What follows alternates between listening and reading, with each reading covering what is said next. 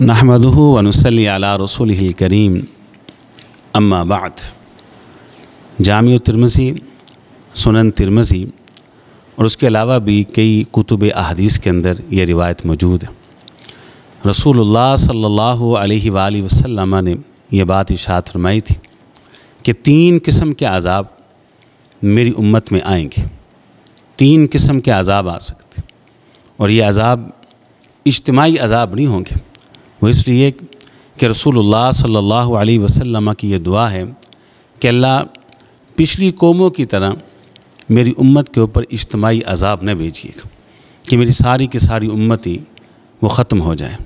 یہ عذاب کسی ملک پہ آ سکتے، کسی بستی پہ آ سکتے، کسی شہر پہ آ سکتے۔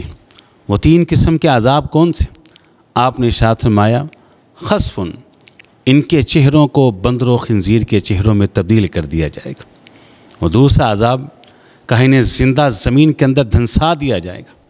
تیسرا عذاب کہ ان کے اوپر کسی بھی لمحہ، کسی بھی گھڑی پتھروں کی برسات شروع ہو جائے گی۔ 3 قسم کے عذاب۔ صحابی سوال کرتے ہیں متی یا رسول اللہ صلی اللہ علیہ وسلم، متی یا رسول اللہ صلی اللہ علیہ وسلم، اللہ کے رسول کب آپ کی امت کے اوپر ان 3 قسم کے عذابوں میں کوئی ایک بھی عذاب آ سکتا ہے؟ کب ان کے چہرے بندر و خنزیر کے چہروں میں تبدیل کیے جا سکتے؟ کب ان کو زندہ زمین میں دھنسایا جا سکتا ہے؟ کب ان کے اوپر پتھروں کی برسات ہو سکتی ہے؟ رسول کریم صلی اللہ علیہ وسلم نے جو الفاظ استعمال کیے وہ حدیث میں موجود ہیں۔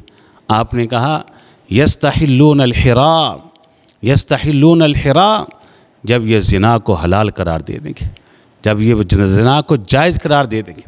یستحلون الحرا والحریر، مرد ریشمی لباس پہننا شروع کر دیں گے۔ والخمرہ، شراب نوشی عام ہو جائے گی۔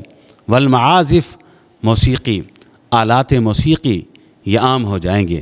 کہا جب یہ 4 قسم کے گناہ مسلمان جائز قرار دے کر اس کو کرنا شروع کر دیں، یستحلون الحرا، یہ زنا کو جائز سمجھ کر کرنا شروع کر دیں۔ والحریر، مرد ریشم کو جائز سمجھ کر پہننا شروع کر دے۔ والخمرہ، شراب نوشی کو جائز قرار دے کر اس کے کاروبار ہوں، اس کو پیا جائے گا۔ والمعازف، موسیقی کو، آلات موسیقی کو جائز قرار دے کر اسے عام کر دیا جائے گا، تو پھر کسی بھی گھڑی، کسی بھی لمحہ ان کے اوپر پتھروں کی برسات ہو سکتی ہے، انہیں زندہ زمین میں دھنسایا جا سکتا ہے، ان کے چہرے بندر و خنزیر کے چہروں میں تبدیل کیے جا سکتے ہیں۔ اللہ تعالیٰ سے دعا ہے اللہ تعالیٰ اس کہنے والے کو بھی اور سب سننے والوں کو ہر قسم کے جرم، گناہ اور نافرمانی سے بچنے کی توفیق عطا فرمائے۔ وآخر دعوانا ان الحمد للہ رب العالمین۔